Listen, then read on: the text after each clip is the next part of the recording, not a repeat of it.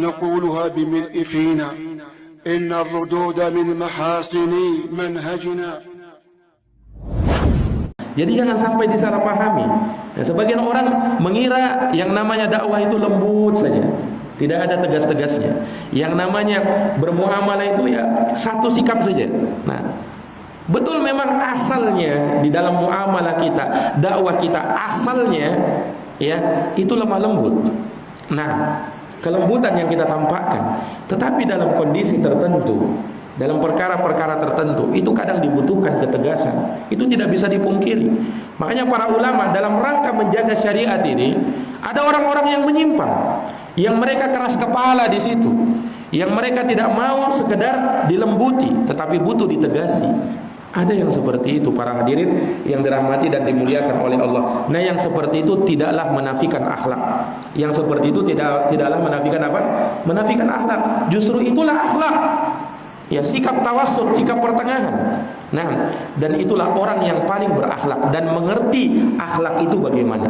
Sikap yang namanya hikmah. Hikmah itu kata para ulama Pak, waq'u syai' fi mawdi'ih. Pandai meletakkan sesuatu pada tempatnya. Pandai meletakkan sesuatu pada tempatnya. Di mana tempatnya dia harus lembut, dia lembut. Di mana tempatnya dia mesti tegas, dia tegas. Nah, ini para hadirin yang dirahmati oleh Allah. Andaikan tidak ada ketegasan dalam agama ini, tidak akan ada yang namanya jihad fisabilillah. Ya kan? Andaikan tidak ada sikap ketegasan di dalam agama ini, tidak akan ada yang namanya jihad fisabilillah. Tidak perlu Nabi jihad, Pak.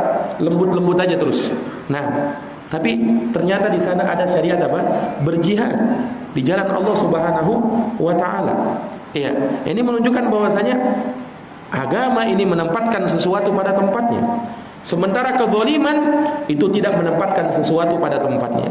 Jadi boleh jadi sesuatu yang kita anggap tidak berakhlak, ya justru kitalah yang tidak berakhlak. Karena menuduh orang yang tidak berakhlak, karena menuduh orang yang berakhlak tidak berakhlak.